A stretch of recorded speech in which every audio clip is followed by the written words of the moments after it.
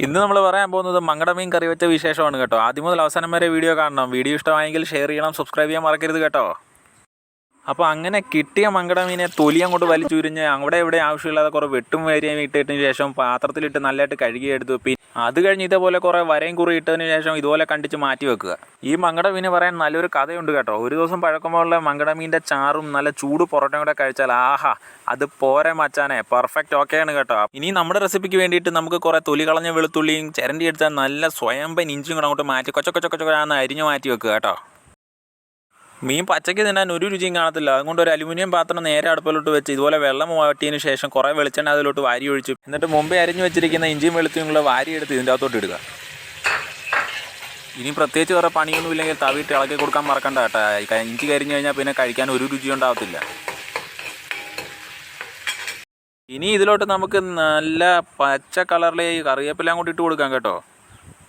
പൊടികൾ ഇടേണ്ട സമയമാണ് കേട്ടോ. പൊടികൾ എന്ന് പറഞ്ഞാൽ മല്ലിപ്പൊടി, മുളക് പൊടി, ഉലുവാപ്പൊടി, കുരുമുളക് പൊടി വരെ ഞാൻ വാരി ഇതിൻ്റെ അകത്ത് ഇട്ടിട്ടുണ്ട്. പിന്നെ ആവശ്യത്തിന് ഉപ്പും ഇട്ടാൽ നിങ്ങൾക്ക് രുചികരമായിട്ടുള്ള മീൻ കറി കൂട്ടാം. കുറച്ച് ഉലുവാപ്പൊടിയും വാരി ഇട്ടതിന് ശേഷം കുറച്ച് വെള്ളം ഒഴിച്ചാൽ വേണ്ടി ഇതേപോലെ പുകഞ്ഞിരിക്കും. പേടിച്ച പോലൊന്നും സംഭവിച്ചില്ല. പക്ഷേ ഞാൻ പറയാനൊരു കാര്യം മറന്നുപോയി. ഞാനിതിൽ തോട്ടുപുളി ഇട്ടായിരുന്നു കേട്ടോ. ഇതെല്ലാം കൂടെ വാരി ഇട്ട് കഴിഞ്ഞതിന് ശേഷം നമുക്കിതാ ഇങ്ങനെ കിട്ടും. ഒരു വലിയ കൊതിയനാക്കാൻ ഈ ഒരു മണവും ഈ ഒരു ടേസ്റ്റും മതി.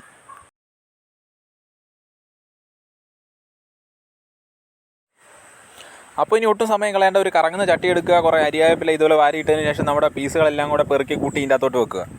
പെറുക്കി കൂട്ടുമ്പോൾ ഒരു കാര്യം പ്രത്യേകം ശ്രദ്ധിക്കുക, തല തന്നെ ആദ്യം എടുത്ത് വെക്കണം. കാരണം തലയിരിക്കുമ്പോൾ വാല് വെക്കാൻ പാടില്ലല്ലോ.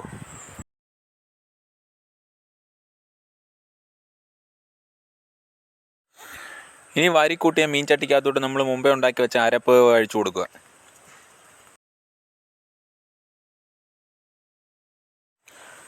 ആ അടപ്പിൽ നിന്ന് വരുന്ന പുകയുടെ മണം, ആഹാ, നിങ്ങളെ ഒരു കൊതിയനാക്കാൻ ഇതിൽ കൂടുതൽ വേറെ എന്താണ് സാറേ വേണ്ടുന്നത്.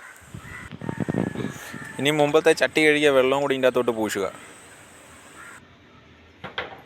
എന്നിട്ട് ഒരാവശ്യമില്ലെങ്കിലും ചുമ്മാ തവിയിട്ട് അങ്ങോട്ടും ഇങ്ങോട്ടും ഒന്ന് ഇളക്കി കൊടുക്കുക.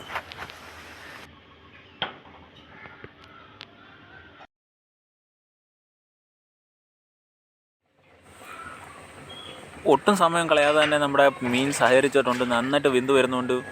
ഈ സഹകരണം ഒരുപാട് ഇഷ്ടപ്പെട്ട ഞാൻ അമ്മ അങ്ങോട്ട് മാറി തക്കാൻ നോക്കി. നേരെ ഒരു തവി എടുത്ത് ഇളക്കിയിട്ട് അതിൽ നിന്ന് ഒരു ഇച്ചിരി എടുത്ത് എൻ്റെ കയ്യിൽ ഒഴിച്ച് ആഹാ, ആ ഒരു രുചി മച്ചാനെ സൂപ്പറല്ല, കിടിലം. അപ്പോൾ നമ്മുടെ ഇന്നത്തെ വീഡിയോ ഇഷ്ടപ്പെട്ടെങ്കിൽ സബ്സ്ക്രൈബ് ചെയ്യാൻ മറക്കരുത് കേട്ടോ. സബ്സ്ക്രൈബിൻ്റെ കൂടെ തൊട്ടപ്പുറത്ത് കാണുന്ന ബെല്ലൈക്കണോ അമർത്തി കഴിഞ്ഞ് ഞാനിടുന്ന വീഡിയോസ് അപ്പോൾ നിങ്ങൾക്ക് നോട്ടിഫിക്കേഷൻ ആയിരിക്കും.